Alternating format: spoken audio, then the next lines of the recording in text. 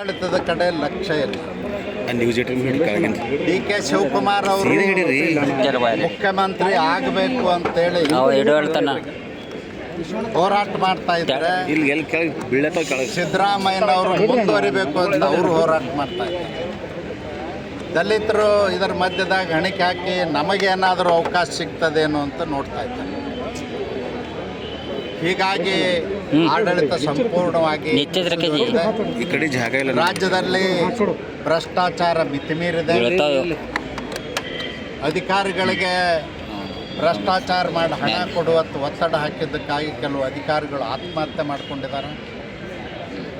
ಗುತ್ತಿಗೆದಾರರಿಗೆ ಬಿಲ್ ಕೊಟ್ಟಿಲ್ಲ ಅಂತೇಳಿ 64,000 ಕೋಟಿ ಬಾಕಿ ಇದ್ದಿದ್ದಕ್ಕಾಗಿ ದಯಾಮರಣ ಕೇಳ್ತಾ ಇದ್ದಾರೆ. ಕಾನೂನು ಸುವ್ಯವಸ್ಥೆ ಸಂಪೂರ್ಣವಾಗಿ ಹದಗೆಟ್ಟಿದೆ. ಹಗಲ ಬ್ಯಾಂಕ್ಗಳ ದರೋಡೆ ಆಗ್ತಾ ಇದ್ದಾವೆ, ಕೊಲೆ ಸುಲಿಗೆಗಳಾಗ್ತಾವೆ ಇದ್ದಾವೆ, ಮಹಿಳೆಯರ ಮೇಲೆ ಅತ್ಯಾಚಾರ ಆಗ್ತಾ ಇದೆ. ಯಾರೂ ನೋಡುವವರಿಲ್ಲ. ಇಲ್ಲೇ ಬೀದರ್ನಲ್ಲೇ ಬ್ಯಾಂಕ್ ದರೋಡೆ ಮಾಡಿ ಕೊಂದು ಹೋದರು. ಇವತ್ತಿಗೂ ದರೋಡೆ ಮಾಡಿ ಕೊಂದಂಥವ್ರನ್ನ ಹಿಡಿದು ಜೈಲಿಗೆ ಹಾಕುವಂಥ ತಾಕತ್ತು ಈ ಸರ್ಕಾರಕ್ಕಿಲ್ಲ. ಅಂದರೆ ಅಧಿಕಾರದಲ್ಲಿ ಮುಂದುವರಿಯುವಂಥ ನೈತಿಕತೆಯನ್ನು ಸಿದ್ದರಾಮಯ್ಯನವ್ರ ಸರ್ಕಾರ ಕಳ್ಕೊಂಡಿದೆ.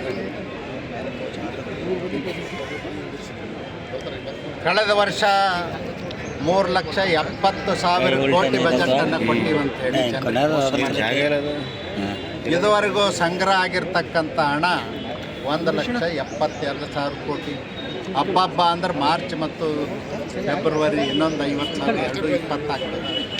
1,50,000 ಕೋಟಿ ಹೇಗೆ ಹೊಂದಿಸ್ತೀರಿ ಅನ್ನೋದು ಜನರ ಮುಂದೆ ಶ್ವೇತಪತ್ರ ಹೊರಡಿಸ್ಬೇಕು. ಈ ವರ್ಷ 4 ಲಕ್ಷ ಕೋಟಿ ಇಡ್ತೀವಿ ಅಂತೀರಿ.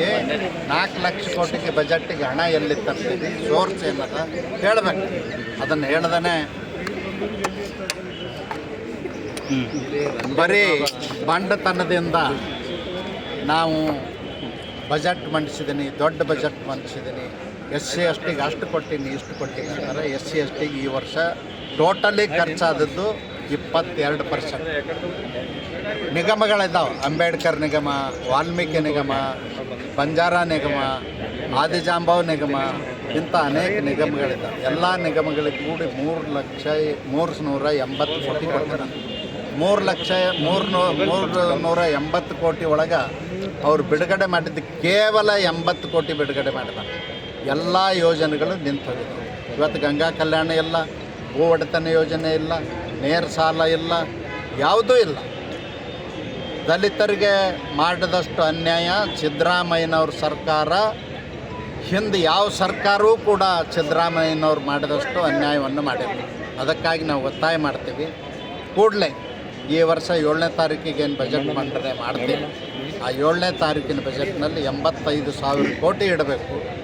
ಹಿಂದಿನ ವರ್ಷದ 60,000, ಈ ವರ್ಷದ್ದು ಸೇರಿ 85,000 ಕೋಟಿ ಇಡಬೇಕು. 25,000 ಕೋಟಿ ಹಿಂದಿನ ವರ್ಷದ ಬಾಕಿನೂ ಕೊಡಬೇಕು ಅಂತ ಒತ್ತಾಯ ಮಾಡ್ತೀನಿ. ಆ ಹಣವನ್ನು ಶಿಕ್ಷಣಕ್ಕೆ, ಅವ್ರಿಗೆ ಗಂಗಾ ಕಲ್ಯಾಣಕ್ಕೆ, ಭೂ ಒಡೆತನಕ್ಕೆ, ಉದ್ಯೋಗಕ್ಕೆ ಕೊಡಬೇಕು ಅಂತ ಒತ್ತಾಯ.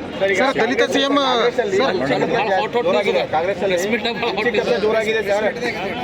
ಡಿಸೆಂಬರ್ಗೆ ಅಲ್ಲಿ